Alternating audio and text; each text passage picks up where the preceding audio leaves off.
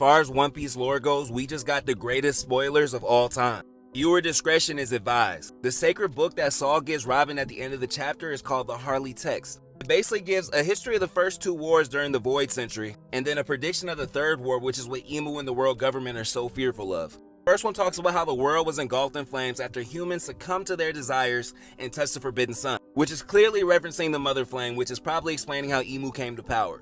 Enslaved prayed and the Sun God appeared, which enraged the Earth God. Earth God teamed up with the Serpent of the Eternal Flames and defeated the Sun God, sending the world into darkness. This is basically explaining how Sun God Nika was defeated by Emu the first time around. Second world reads, breath stirred within the void and the forest god sent forth demons. The sun did nothing but spread the fires of war. The people of the half moon dreamed, the people of the full moon dreamed. Humans slew the sun and became gods. The sea god raged they would never meet again. If I'm understanding this right, this might be telling the story of Joy Boy. It says people of the half moon dreamed. I feel like that's relating to the D. This is interesting because it refers to people of the half moon and the full moon. I believe the people of the half moon are those who carry the will of D. Of course, because the half moon looks like a D. Also because the text references dreamers. Now, as the people of the moon are clearly referencing what we learned in Sky Island, which means Skypiea is important now more than ever. Shout out to y'all who didn't skip it. It says humans slew the sun and became gods, which is probably referring to the celestial dragons in the previous world government. Now here we are at the third world, which predicts the next war, but also kind of shows the previous wars, because it shows all the different groups of people who teamed up with the sun god to fight Emu in the past, which are mostly the same groups we've seen Luffy run into throughout the course of One Piece. At the Wano Samurai, the Mink Tribe, the Elbaf Giant.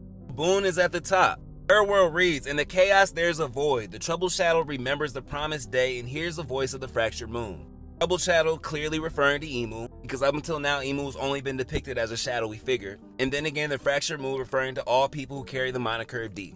Sun God dances and laughs, leading the world to its end. The sun will return once more and the new dawn will arrive. Surely this time they will meet again. Now again, these are rough translations, so we'll have to wait till the officials come out to make sure we're really getting this. I think they're getting the point across perfectly. The Sun God will return again and face Emu, of course this time referring to Luffy. And unlike his predecessors, he will not fail and the world will be liberated. This again explains why Emu and the world government and the celestial dragons are so fearful of Luffy, so fearful of the Sun God, and so fearful of the will of D.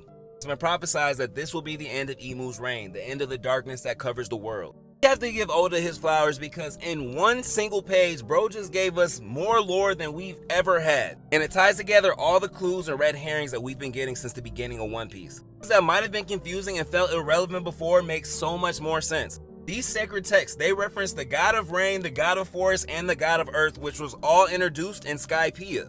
Finally have a full-blown explanation for the will of D, its origins, and why it's so important. Of course, we always kind of had an idea because there have been clues in here and there, but this just tied all that in perfectly.